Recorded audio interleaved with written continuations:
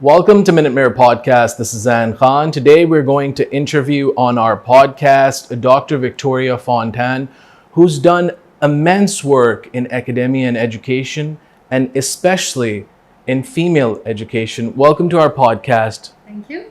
It's such a pleasure having you. I want to get to the first question. Since you've done so much work in education and academia, give us your background. Well, I come from France. I was raised in a military school, and in a school where there were very few women. So, from the age of 15 onwards, I've known what it's like to be in an environment dominated by men who don't necessarily want women to learn to succeed, and when they perceive that women are there to take their jobs. So I started in this military school. Then I went and did my undergrad in the UK because of the critical thinking and the different way of learning that exists in the UK.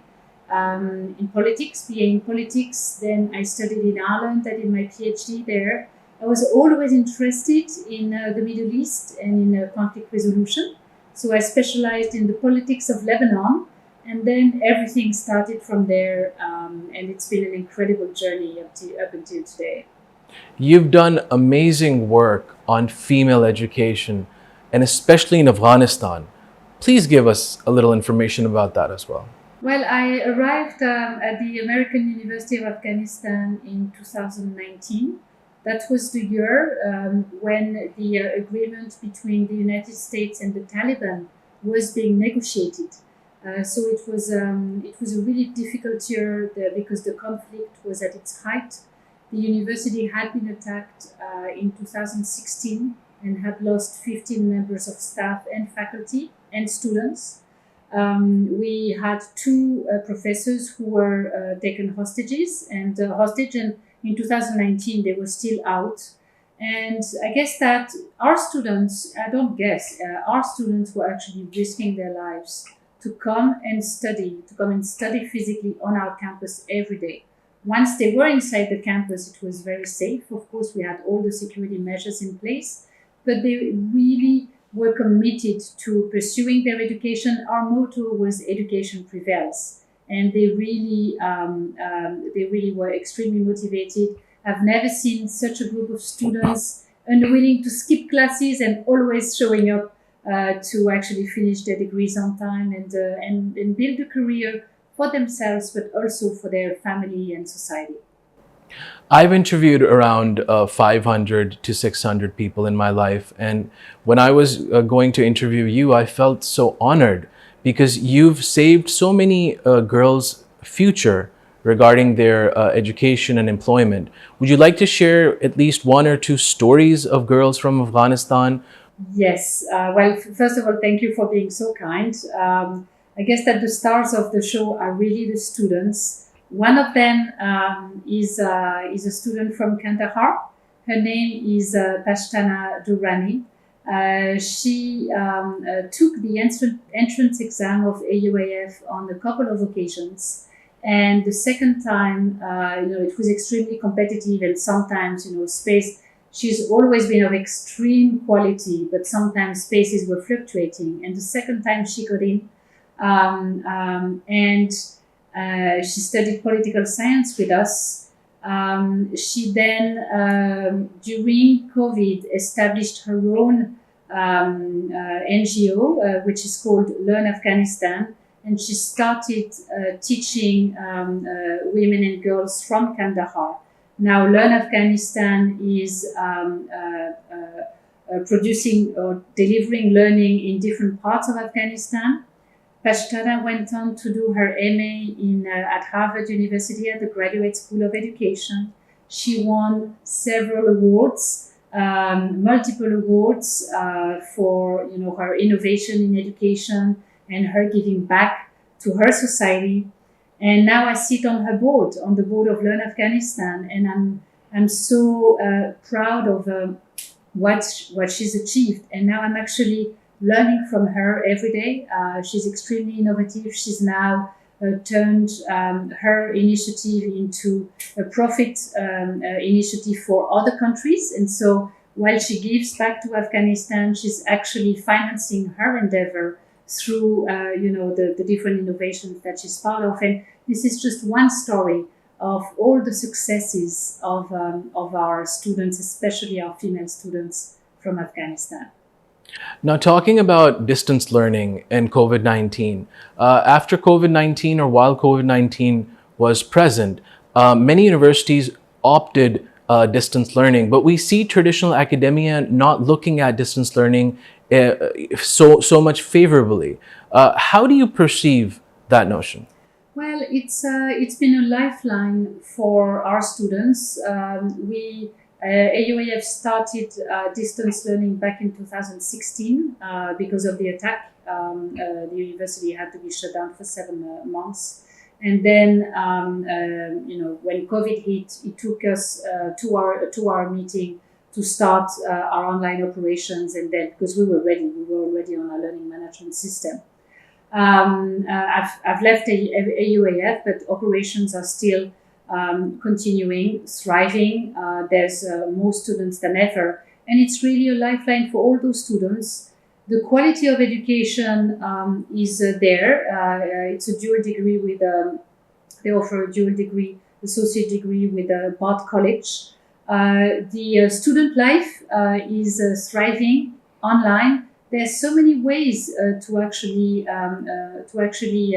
establish a community university life online. And for those women who are behind four walls in Afghanistan and different parts of Afghanistan, remote parts of the country, this is the only opportunity that they have to study. At the same time, once they graduate, they can find jobs. And we have, many graduates who have been able to provide for their families throughout this. Now, the AUAF is not the only organization, university that does that. When the ban against education was promulgated by the Taliban, all learning providers that are present in Afghanistan, either face-to-face from Afghanistan or from outside, got together and created the Alliance for the Education of Women in Afghanistan. Right now, we have 130 organizations that are part of the Alliance, delivering learning in Afghanistan, including universities, Arizona State University from the US, universities from the UK, from all over the world, reaching altogether 900,000 learners. So it's not just about one university providing online learning at the moment, it's about the rest of the world gathering their strengths and providing this learning for Afghan women and girls and joining forces. And it's a beautiful story, and I think that it's a lifeline for many. And I really hope that this can be replicated in other parts of the world. It's indeed a very fascinating story, and that means that distance learning has changed many lives through its methodology. Absolutely, and it's not it's changing the day-to-day life of the learners. It's also keeping the hope alive, and it's very difficult to live without hope. And we find that to know that somebody at the other end of the line actually cares for them, for their learning, for their well-being. Many of the programs within the Alliance actually are emphasizing well-being, the well-being of students, and this is something that's really touching both for the learners and to the organizations. Often we are told, what's going to happen to women? It's forbidden. Are they not in danger? And we always say, if women have a desire to learn, who are we to say whether this is the right thing or not? If they are willing to learn, we have to be ready to provide them with solutions, quality learning, affordable learning, and this is what we do. You're currently in Pakistan. How is your experience in Pakistan, and which projects are you currently working on in Pakistan? Well, it's been amazing to be here in Pakistan, to see how innovative the country. It's always been innovative, but the successes that it has reached. I really think that the potential that Pakistan has is being fulfilled.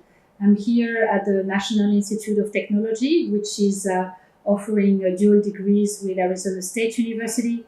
It's the first American university in Pakistan where students can actually obtain an American degree from home, from here, either undergraduate or a master's degree. And it's absolutely amazing to see this and to see how far Pakistan has become and how it is becoming the place to be, the place to go, the place to study. I'm actually transferring my daughter here at NIT to study and get her master's degree from the United States. And this is really, I think, an illustration of how I believe in this country.